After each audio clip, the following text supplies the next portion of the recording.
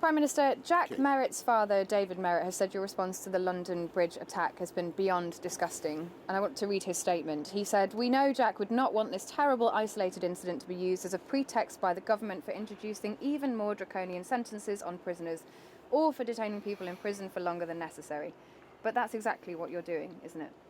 Well, of course, I feel, as everybody does, a huge amount of sympathy for the loss of Jack Merritt's family and indeed for all the relatives of Jack and Saskia who perished at London Bridge. But be in no doubt, I've campaigned against early release and against short sentences for many years. It was in my manifesto in 2012 when I was Mayor of London.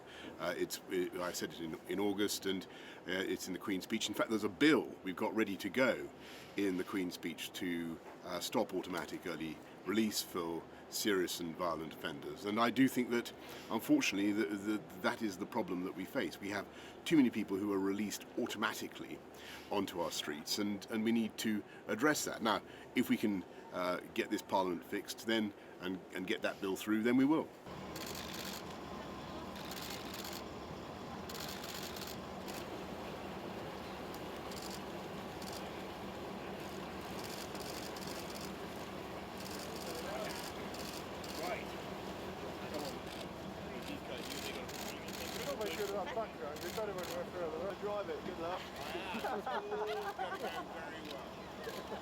I think that probably is true that some people can't be rehabilitated, and I think that in some it varies very widely, but there are unquestionably some cases that are just too tough to crack, and alas, he appears to have been one of them, and I'm afraid it was probably clear from the outset that would be so. But what do you do with those people? Because you can't just lock them up forever, and they're still a danger inside jail.